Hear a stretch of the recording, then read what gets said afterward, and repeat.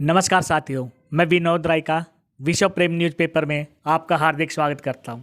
जैसा कि साथियों आपको पता ही है कि आजकल दूसरे राज्यों में जहां पर विधानसभा के चुनाव हो रहे हैं, वहां पर हरियाणा की राजनीति भी गरमाई हुई है और यहां पर जो स्थानीय स्तर के इलेक्शन हैं उनको लेकर बहुत ही गहमा गहमी है। सरकार ने पिछले दिनों ही एक ड्रा निकाला कि जो नरवाना के चेयरपर्सन है, जो अपनी नगर परिषद है, उसकी चेयरपर्सन लेडीज़ को ही बनाया जाएगा। इसके लिए बहुत से अपने शहर के कहते हैं धुरंधर है, कोई राजनीति का, कोई समाज सेवी या कोई बिजनेसमैन है, वो अपने आप को इस चुनाव के लिए नॉमिनेट कर रहा है। और जो लेडीज़ है शायद जो उतने स्तर पर आगे बढ़ती हुई दिखाई नहीं दे रही है।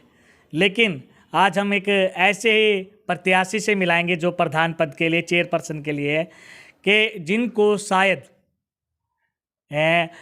इतना इंट्रोडक्शन देने की ज़रूरत ही नहीं है, लेकिन फिर भी हम आपसे जो इनके बारे में बताना है कि इनके ही मुख से सुनना चाहेंगे कि ये पब्लिक को क्या संदेश देना चाहते हैं। पहले हम अनीता जी, आपका बहुत ही हार्दिक स्वागत करते हैं और हम चाहते हैं कि आप ही हमारे दर्शकों को अपने बारे में ज़्यादा से ज़्यादा बताएं।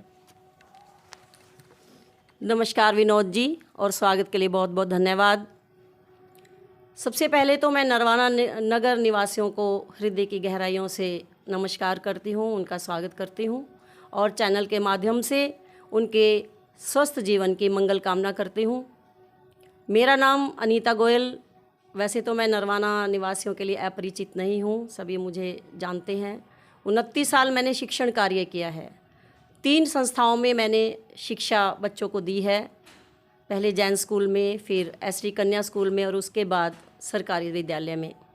लेकिन अब मेरी इच्छा हुई कि मैं जन सेवा करूं। वैसे तो मैं संस्थाओं से बहुत समय से जुड़ी हुई हूं और जो भी संभव हो सका मैं हमेशा से संस्थाओं के लिए कार्य करती रही हूं। लेकिन अब चाहती हूं कि मैं पूरी तरह से जन सेवा के लिए समर्पित हो जाऊं। इसलिए 7 जुलाई को हरियाणा सरकार की ओर से ये घोषणा हुई कि चेयरमैन पद का आपकी जो चुनाव है उसके लिए मैदान में महिलाओं को, जो जनरल कैटेगरी की महिलाएं हैं, उनके लिए पद आरक्षित है। और तभी मैंने और मेरे पति ने, जिनका कि राजनीति में बहुत ज़्यादा इंटरेस्ट है, हमने फैसला लिया कि अब बहुत हो गया कार्य, अब जन सेवा करें। और 16 जुलाई को मैंने वीआरएस के लिए अप्लाई किया और अब मेरी 31 अक्टूबर को वीआरएस भी सैंक्शन होकर आ गई है। तो मैं पूरी तरह से अब इस मैदान के लिए तैयार हूँ। तो अनीता जी, हम ये कहना चाहते हैं, जो ये नगर परिषद के चुनाव हो रहे हैं, वैसे तो पहले आपके अपने अपने पतिदेव के बारे में बताया, उनका इंटरेस्ट था, लेकिन अब की बार आपका भी इंटरेस्ट है, लेकिन ये मन आपका बदला क्यों? जी बिल्कुल इंटरेस्ट है, मेरे पति का तो था ही, लेकिन मेरा जन सेवा का इंटरेस्ट है। राजनीति से ज़्यादा मैं जन सेवा करना चाहती हूँ और जन सेवा के लिए इससे अच्छा जो पद और इससे अच्छा मौका मुझे कभी नहीं मिल सकता। ये मेरे जीवन का एक सुनहरी मौका जो सरकार ने अब दिया है, तो मैं चाहती हूँ इस मौके का पूरा फ़ायदा उठाऊँ और अब मेरा पूरा मन है कि मैं ये चुनाव लड़ूँ और जनता के बीच में आऊँ और उनकी सेवा करूँ। तो फिर आपका लक्ष्य है, आप संक्षेप में बताने की कोशिश करेंगे? बस जी, मेरा तो लक्ष्य है इस नरवाना शहर का सुधार करना। वैसे तो देखो सब तरफ बहुत बुरा हाल है नरवाना में, सीवरेज व्यवस्था, पानी की व्यवस्था, दूषित जल लोगों को पीने के लिए मिलता है, आवारा पशु जगह जगह, उनकी वजह से बहुत से हादसे होते हैं शहर के अंदर, जगह जगह सड़कें टूटी पड़ी हैं।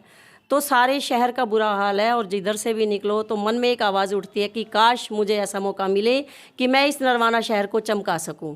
तो मैं इस उद्देश्य से ही ये चुनाव लड़ना चाहती हूं। और एक जो खास बात मेरे मन में जो आई ये चुनाव लड़ने की, वो खास बात थी कि मैं पहले एसडी कन्या स्कूल में थी और उसके बाद मेरी पोस्टिंग यहाँ ढाणी प्राइमरी मिडिल स्कूल में हुई। तो वहाँ मैं देखती थी कि छोटे छोटे कामों के लिए, क्योंकि वहाँ पे स्लम एरिया है, गरीब लोग रहते हैं, मज़दूर लोग रहते हैं, सुबह अपने घर से मज़दूरी करने के लिए निकलते हैं, शाम को अपने घर आते हैं, बच्चों की कोई संभाल नहीं, कोई काम नहीं। और अगर उन्हें कोई भी छोटा सा प्रशासनिक कार्य है या नगर परिषद से जुड़ा हुआ कार्य है तो उन्हें सुबह से शाम तक भटकना पड़ता था। लोग जो वहाँ पे अधिकारी बैठे हैं उनको कोई राह नहीं दिखाता। तो वो अपना काम छोड़कर, जब वो कई बार आकर मेरे पास दुखड़े रोते थे कि मैडम जी हम जाते, हम क्या करें, हम अपना मजदूरी छोड़ के, और आज सुबह से नगर परिषद में लाइन में लगे हुए हैं, कोई राशन कार्ड की समस्या है, कोई आधार कार्ड की समस्या है इसके लिए, तो तब भी मेरे मन में ये आया कि काश मुझे ये कुर्सी मिले तो मैं इन लोगों की इन समस्याओं से भी निजात दिलवाऊँ। अब अनीता जी, थोड़ा सा जो इंटरव्यू से लीक से हटकर थोड़ा अलग से प्रश्न है, ये राजनीतिक प्रश्न कह सकते हैं हम इनको। वैसे तो पूरे शहर में चर्चा है और बहुत समय से पब्लिक देखते भी आ रही है, वैसे आपका परिवार तो कांग्रेस से संबंधित है, लेकिन शायद अब की बार आपने ये अलग डगर अपनाने की कोशिश क्यों की? ऐसा जी अलग डगर अभी तक अपनाई नहीं है हमने। हम कांग्रेसी थे और कांग्रेस के हैं। अगर हमारा तो ये मन है कि हमें चुनाव लड़ना ही लड़ना है। अगर कांग्रेस पार्टी हमारा सहयोग करती है, मंत्री जी का आशीर्वाद मिलता है, तो हम कांग्रेस पार्टी से चुनाव लड़ेंगे ही। लेकिन फिर भी हमारा तो चुनाव लड़ने का मन है, तो फिर हमें दूसरी डगर अपनानी ही पड़ेगी। क्या जी? मंत्री जी का नाम भी तो लो ना। मंत्री जी बोल रहे हैं, बस नाम नहीं लेते। वैसे अगर जैसे आपने इस प्रश्न का जवाब दिया है, अगर हम एक राजनीतिक स्तर पर देखें तो कांग्रेस पार्टी ने जो मंत्री जी हैं उन्होंने ही अपने बहुत से कैंडिडेट मैदान में भी उतारे हैं, तो उनके बारे में आपके क्या विचार हैं? ऐसा है जी, बहुत से कैंडिडेट उतारे हैं, लेकिन हम भी अपने आप को उसी लाइन में खड़ा हुआ समझते हैं। तो अगर मंत्री जी हमें इस योग्य समझेंगे और हमें अपना आशीर्वाद देंगे तो हम ज़रूर कांग्रेस पार्टी से चुनाव लड़ेंगे, वरना फिर तो आप समझदारी हो कि अगर अनीता जी, अगर आप बने भी जाए, जैसे मंत्री जी ने अपनी पार्टी की तरफ से आपको लड़ा भी दिया, या फिर दूसरे कैंडिडेट भी अपने मैदान में डटे रहे, लेकिन इसके बावजूद अगर आप जीत भी जाएं, और वैसे हम आशा करते हैं कि आप जीतेंगे, तो आपके महत्वपूर्ण कार्य क्या होंगे पब्लिक के लिए? अगर मैं इस पद का चुनाव जीत जाती हूँ, जैसा कि आपने कहा और आपकी शुभकामनाएं भी हैं मेरे साथ, कि मुझे भी विश्वास है कि मैं ये चुनाव जीतूंगी, तो मेरे कार्य लिस्ट तो देखो बहुत लंबी है। शहर का विकास, सीवरेज की समस्या, पानी की समस्या, आवारा पशुओं की समस्या, शहर के अंदर जितने भी कोई भी कार्यक्रम होते हैं, कल्चरल प्रोग्राम वगैरह होते हैं, उनके लिए कोई ऑडिटोरियम नहीं है अभी तक शहर के अंदर।